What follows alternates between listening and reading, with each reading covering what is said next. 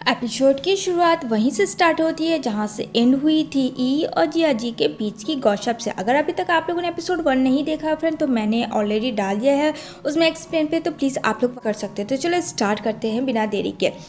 यहाँ पे जिया जी ई को मनवाना चाहती थी, फोर्सफुली अट्रैक्टिव कर रही थी ताकि वो उसका काम कर पाए वे में। अभी यहाँ पे ई भी काफ़ी होशियार है, क्यों ना हो फ्रेंड, क्योंकि वो एक किलर जो है। तो यहाँ पे कहती है जिया मेरे साथ काम करोगे तो इसके तुम्हें दो फ़ायदे। एक तो ये कि मैं कभी बोलूँगी नहीं चाहे कुछ भी हो जाए कि तुमने लू को मारा, क्योंकि साफ तौर पे मैंने उसे देखा था कि वो तुम ही थे। तुम्हारा जो वो पेन था वो मेरे पास है। तुम्हें क्या लगा कि मैं तुम्हें देख लूँ और तुम मेरे साथ भी कुछ भी कर सकते थे, इसलिए वो पेन को मैंने अपने पास रख लिया ताकि वो काम आए। ये बात सुन शॉक्ड होता है कि जिया जी तो काफ़ी तेज़ निकली। वो पेन जब वो मार रहा था उसके बाद से सडनली जिया जी किस तरीके से उससे पेन ले ली, ये तो ई को भी नहीं पता था। तो मैं पुलिस को नहीं बताऊंगी, इकलौती चश्मदीद गवाह हूँ मैं। यहाँ पे जिया जी इतना बोल ही रही थी कि ई उसे किस करता है। जिया जी ये देख के काफ़ी गुस्सा करती है, क्योंकि बिना परमिशन लिए ई ने उसे किस किया था और यहाँ पे वो बहुत ज़्यादा किस करने लगता है। तभी यहाँ पे जिया जी उसे हटाती है, बट ई उसे अपनी बाहों में पकड़ा हुआ होता है। एंड देन वो उसे मारने के लिए हाथ उठाती है, लेकिन ई पकड़ लेता है और कहता है मैंने तो तुम्हें कहा था कि मैं बहुत ज़्यादा डेंजरस हूँ, मेरे साथ काम करना इतना आसान नहीं है और मैं तुम्हारा बॉडीगार्ड बनूँ ये तो नामुमकिन है। तो तुम्हें पता था कि मैं इतना डेंजरस हूँ, फिर भी तुम मुझे ह्यूमिलेट कर रही थी। यहाँ पे जिया जी को काफ़ी गुस्सा आता और कहती है मुझे लगा था तुम एक अच्छे इंसान हो, पर नहीं, शायद मैं गलत थी। इतना करके वो वहाँ से चली जाती है। अब ये बात सुन के ई को काफ़ी ज़्यादा शौक लगता है, क्योंकि जिया जी की ये इंसानियत वाली जो बात थी वो उसके दिल में छा गई थी, उसे वो हर्ट कर रही थी।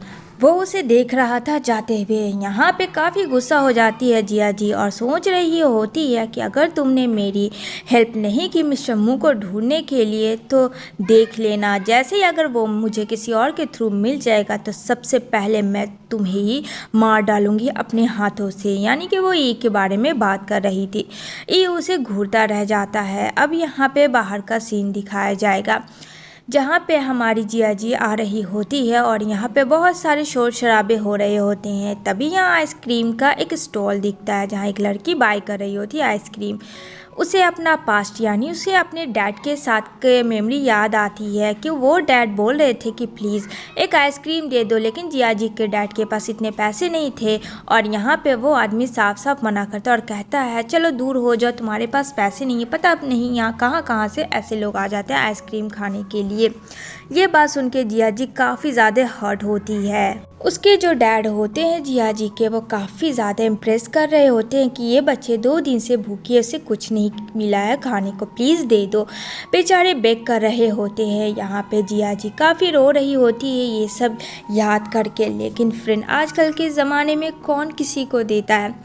यहाँ पे वो कहते चलो ठीक है मैं दे देता हूँ इतने से पैसे में थोड़ी सी आइसक्रीम, जो कि यहाँ काफ़ी खुश हो जाती है जिया जी और यहाँ पे कहती है डैड आप भी खाओ। लेकिन यहाँ पे वो बोलते नहीं बेटा तुम खाओ, मैंने तुम्हारे लिए दिया है और तुम्हें एक दिन बहुत बड़ा आदमी बनना है, क्योंकि मैं तुम्हें बहुत खूबसूरत ज़िंदगी दूंगा। ये ज़िंदगी बिल्कुल अच्छी नहीं है, मैं प्रॉमिस करता हूँ कि तुम्हारी लाइफ में मैं खुशियाँ ही खुशियाँ भर दूंगा।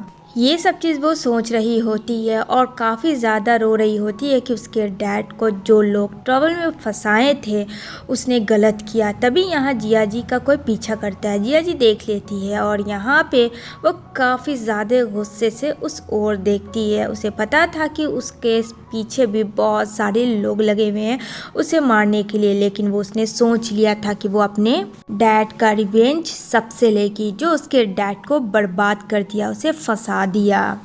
दूसरी तरफ जब ई निकलता है बेला के साथ, तो यहाँ पे वो दोनों बाहर जाते हैं, लेकिन यहाँ पे ई की नज़र जिया जी पे पड़ती है कि वो इतनी रात लेट नाइट रिक्शे पे बैठ के चर्च की ओर जा रही होती है। यहाँ पे ई को समझ नहीं आता। ई को एक सेकंड के लिए लगता है जिया जी जो डांस पे बात कर रही थी कि उसके पीछे बहुत सारे लोग पड़े, क्या वो सच कह रही थी, यानी कि जिया जी की जान खतरे में है। यहाँ पे बोलती है बेला, ये तो चर्च की ओर जा रही है जहाँ उसके पीछे वो सारे लोग भी जा रहे हैं। इन लोगों के हाथ में एक खंजर भी है, कुछ तो सही नहीं होने वाला। यहाँ पे समझ जाता है कि कहीं उसको खतरा तो नहीं है।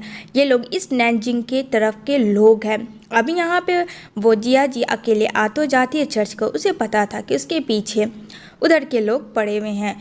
यहाँ पे जैसे ही आती है, यहाँ पे पीछे देख लेती है और यहाँ पे तलवार निकालते हैं और यहाँ पे वो बोलता है कि लू तुम्हें खोज रहा है, मास्टर लू को तुम्हें चाहिए। यहाँ पे बोलती है जिया जी, अच्छा तो मास्टर लू ने मुझे तुम जैसे लोगों को भेजा, उसे कह देना कि मैं उसके पास नहीं जाऊंगी। और वो उसका हाथ छुड़ा के जाती है, लेकिन गर्दन पे तलवार रख देता है दूसरा लोग।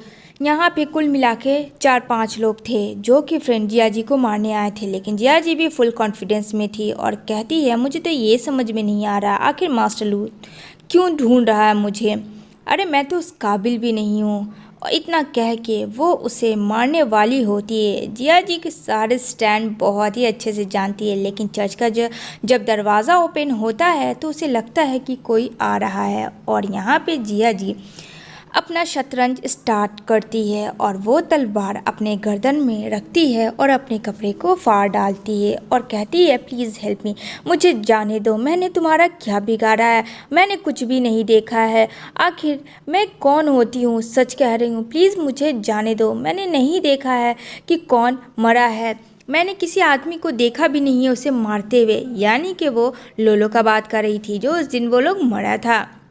अब यहाँ पे ई एंट्री होता है और ई तो फ्रेंड बाबा रे किलर तो है ही वो, साथ में इतने अच्छे मार्शल आर्ट्स उसे आता है कि सबका छक्का छुड़ा देता है। यहाँ पे जिया जी काफ़ी एक्टिंग करना स्टार्ट करती है डरने का, मानो कि वो काफ़ी इन गुंडों से डर रही है और यहाँ पे ई को बचाती भी है ताकि ई को कुछ हो ना। लेकिन ई भी फ्रेंड काफ़ी ज़्यादा मास्टरमाइंड है और वो भी सबको मार देता है। तभी यहाँ पे वो जिया जी की ओर देखता है। जिया जी जब देखती है और कहती है मिस्टर ई आप यहाँ कैसे आए।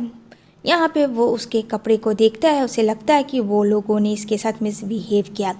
दूसरा दौड़ के आ रहा होता है तलवार से मारने के लिए, लेकिन जिया जी देख लेती है और वो कहती है ई बचाओ खुद को, और वो दौड़ कर आती है ई को प्रोटेक्ट करने के लिए और वो तलवार जिया जी को लग जाता है पीठ में और वो आज से वो वहीं पे बेहोश हो जाती है ई के गोदी में। लेकिन यहाँ पे उसकी तलवार पकड़ लेता है ई और कहता है तुम्हारी इतनी हिम्मत कि तुमने इसे मारा, जाकर बोल देना मिस्टर लू को कि इसके साथ कुछ भी गलत ना करे, अगर ऐसा कुछ भी हुआ तो बहुत बड़ा भवंडर में मचा दूंगा।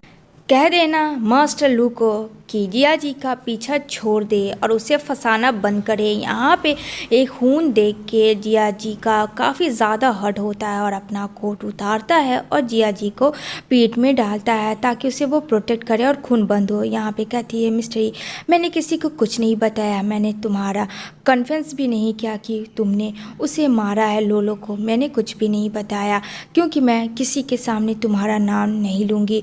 और वो बेहोश हो जाती है जहाँ ई ये सब देखता है कि वो मेरे लिए इतना कर रही है। और इसी के साथ ये एपिसोड एंड होती है। बताना आप लोग कमेंट में ये एपिसोड आपको कैसी लगी।